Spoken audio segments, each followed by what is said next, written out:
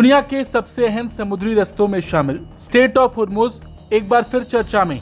यही वो रास्ता है जहां से दुनिया के बड़े हिस्से का तेल और गैस गुजरता है। और अब इसी इलाके में भारत आ रहे एक गैस से भरे जहाज पर ड्रोन हमला हुआ है। राहत की बात यह है कि जहाज पर सवार सभी लोग सुरक्षित हैं, लेकिन इस घटना ने एक बार फिर बता दिया कि पश्चिमी एशिया में हालात अभी भी पूरी तरह सामान्य नहीं हुए हैं। जानकारी के मुताबिक कतर का LNG जहाज अल रिकायत रास लफान बंदरगाह से गुजरात के दहेज की ओर आ रहा था। जहाज जब ओमान की खाड़ी में हुर्मुज के पास पहुंचा तभी उस पर ड्रोन से हमला हुआ। इस हमले के बाद जहाज के इंजन रूम में आग लग गई और वहां से भारी धुआं उठने लगा। हालांकि चालक दल ने हालात पर काबू पा लिया और जहाज को आगे बढ़ाया। सबसे राहत वाली बात यह रही कि जहाज पर मौजूद सभी 29 क्रू मेंबर सुरक्षित हैं। इनमें 4 भारतीय शामिल हैं और किसी के घायल होने या पर्यावरण को नुकसान पहुंचने की खबर नहीं है। हालांकि जहाज को नुकसान जरूर पहुंचा है।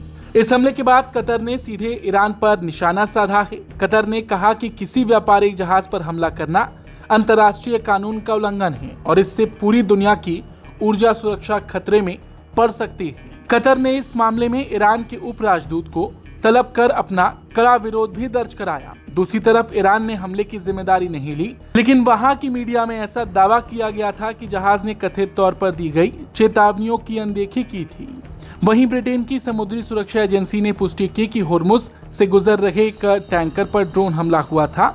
एजेंसी के मुताबिक जहाज को नुकसान पहुंचा, लेकिन वो अपनी मंजिल की ओर बढ़ता रहा। अब सवाल ये है कि आखिरकार हुर्मुज पर कब तक ऐसे ही हमला होता रहेगा और हुर्मुज इतना जरूरी क्यों है? देखिए, दरअसल दुनिया के करीब 5वें हिस्से का कच्चा तेल और बड़ी मात्रा में LNG इसी समुद्री रास्ते से होकर गुजरती है। खाड़ी के देश इसी रास्ते से एशिया और यूरोप तक ऊर्जा की सप्लाई करते हैं और अगर यहाँ तनाव बढ़ा या जहाजों पर लगातार हमले होते हैं तो पूरी दुनिया की सप्लाई चेन प्रभावित हो जाएगी। इजराइल और अमेरिकी हमले बढ़े तब ईरान ने हुर्मुज को हथियार की तरह इस्तेमाल किया। अमेरिका पर दबाव बढ़ाने के लिए ईरान ने हुर्मुज को बंद किया और यहाँ आ रहे तमाम कमर्शियल जहाजों को लगातार निशाना बनाया गया।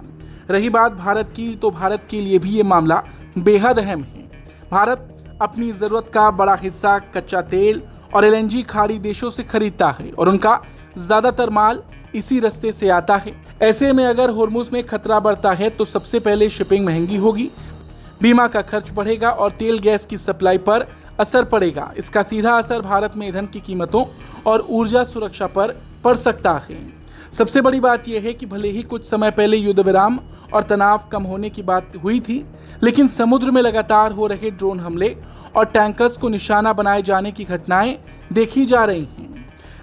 पश्चिम एशिया में हालात अभी भी पूरी तरह शांत नहीं हुए। इस युद्ध और तनाव की कीमत सिर्फ लड़ने वाले देश नहीं, दूसरे देशों को भी चुकाना पड़ रहा है। भारत की बात की जाए तो भारतीय जहाजों और भारत आने वाले व्यापारिक जहाजों पर खतरा बढ़ रहा है और ये मुद्दा इस वक्त तनाव का विषय बना हुआ है। Bureau report, Bharat.